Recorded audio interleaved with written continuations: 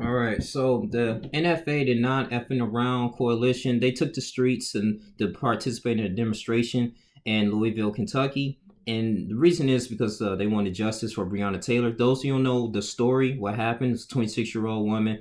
She was EMT. She got killed due to a no-knock warrant. I believe the police officer in that particular time was looking for a drug trafficker, but her boyfriend woke up and he thought that it was somebody trying to break into the house. So the police officers failed to announce themselves in the first place, and he ended up, breaking the door down. He ended up firing at him, and he got pretty much injured and ended up killing her. So it was pretty bad. So I believe it was Officer Hankinson at a particular time who was fired for violating procedures, and I think the other two officers, they're still in their respectful department. But anyway, it was three members of the armed militia.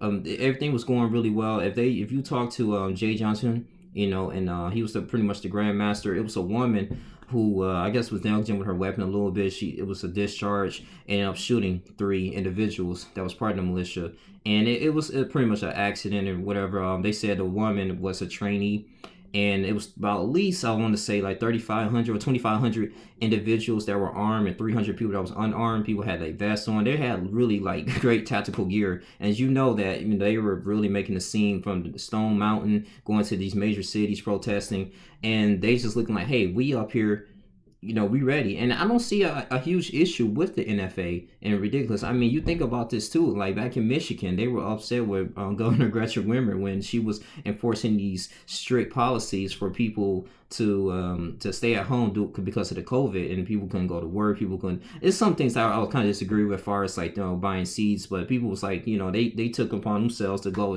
and march to the state capitol with their guns, and nobody got killed, but I feel like as long as the NFA is not going out here killing innocent people, I'm all for it. I mean, only difference is it's just African Americans, and they come up with their own group inspired by the Black Panthers, and they want justice. The things the impurities that's going on here in the United States of America. So kudos to them. But the thing is, I believe like two of them was on the stretchers. They went to the hospital. I'm pretty sure they're gonna they're gonna be okay. But these are one of the things I don't look at it as a big setback. Some of this stuff happens. Of course, you need to get more fire training. I believe if you're carrying semi-automatic weapons, I know the discharge of a weapon is illegal in a lot of states. I know in New York specifically, you have to be real careful. In Virginia, I don't know if the young woman's going to be charged for it, but hopefully not.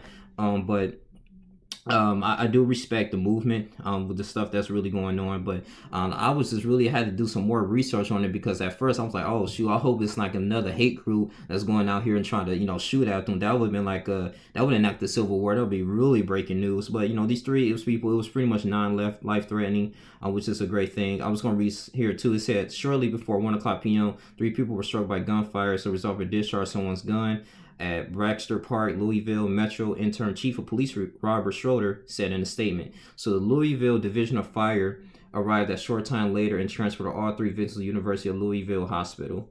Non-life threatening issues. Yeah, so it's just something just to be careful about. If it was a young woman, just pretty much know your weapon, understand, make sure it's clear, and all these type of things. So but it could have been deadly, could have been worse, but I look at this as a learning lesson, and I'm just glad individuals were able to have and receive medical aid. But I just want to say to the message to the NFA, continue to do what y'all doing. I respect the movement, and maybe this is a good start. So, like I said, everything was inspired by like the Black Panthers. They did the same thing in the '60s. So let's just kind of still go about this a different way. And now that we have brothers like doing shooting training and fire reacting, which is good too, because just in case you may have to fight a hate group, how are you going to do cover and maneuverment tactics? I want them to pretty much have a separate class on how to do that and train young men to keep the movement going, educating the kids, educating them, because that's what the Black Panthers did. They educated them about their history and things that's going on. So educate them about the history, do firearm training, how to break down the weapon, clean it. A lot of those things are really good. So, but I think it's a start to a bigger thing for our future, despite all this whole COVID stuff. But that's all I really have to say. You guys continue to like, comment, subscribe. I just want the future is going to host for the NFA. That's all I really have to say. I'm out. Deuces.